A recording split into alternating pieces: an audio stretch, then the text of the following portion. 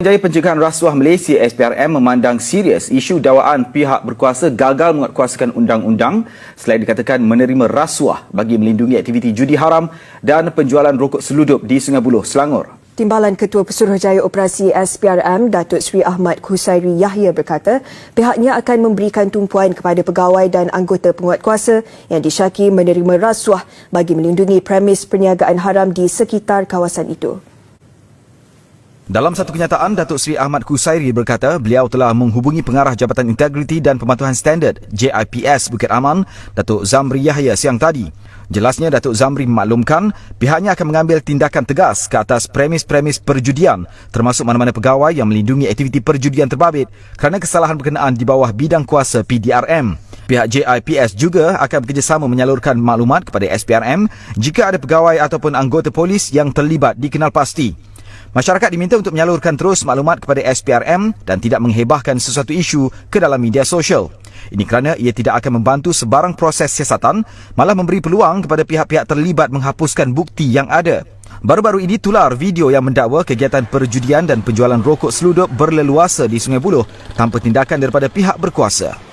Menerusi 3 siaran langsung di Facebook Hot Burger Malaysia tular sejak kemarin.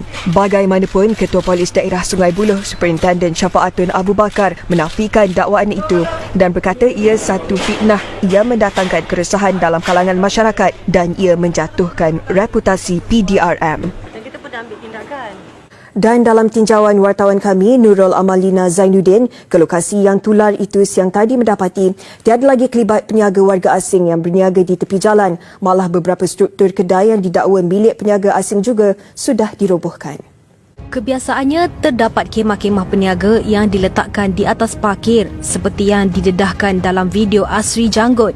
Namun pemerhatian saya siang tadi mendapati suasana yang meriah itu lengang sama sekali. Pelik. 2 hari lalu masih beroperasi, tetapi hari ini tiada lagi. Mungkin kerana menyedari pemantauan pihak berkuasa yang tertumpu di lokasi itu sejak 2 hari lalu. Ini orang pergi mana? Okey. Oh, dia sudah pindah. Sudah pindah? Pindah. Malam. Malam pindah. Oh. Malam petang. Malam petang sudah pindah. Sudah lama ke?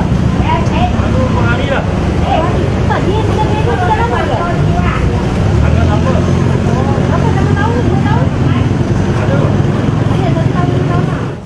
Baik, sehari selepas tularnya video pembongkaran aktiviti gelap di sekitar kawasan Bukit Ramang Putra ini, tinjauan kami mendapati kawasan yang kebiasaannya didirikan gerai-gerai nampaknya hari ini telah pun kosong. Kalau dapat dilihat, terdapat sisa-sisa meja dan juga pembuangan di sini, di mana saya difahamkan di lokasi ini mungkin semalam ataupun minggu lepas mereka menjual buah-buahan, namun di sebalik aktiviti itu mereka sebenarnya menjual rokok dipercayai seludup. Dan kalau dapat kita kongsikan juga aktiviti pembersihan ini saya tidak pasti sama ada telah pun dilakukan oleh pihak PBT ataupun peniaga sendiri yang telah melarikan diri selepas tularnya visual berkenaan. Bagi penduduk tempatan, aktiviti perniagaan tanpa kawalan itu menyebabkan lalu lintas menjadi sesak dan padat. Memang kalau nak sini 1 jam memang sibuk lah sini, Rangkabut. Memang sibuk lah sini. Datang sini jam, datang sini jam. Sekarang dah okey sikit. Dah pada jelas. So kalau tidak dalam sini kena naik motor. Kereta tak boleh. Kadang tempat parking kereta, kadang kereta nak parking pun kadang tak ada tempat kan. Diorang banyak berniaga kat sini lah. Apapun, penduduk mengharapkan pemantauan yang berterusan dan tidak bermusim dan semua pihak mengambil iktibar daripada apa yang berlaku. Laporan Nurul Amalina Zainuddin, TV3.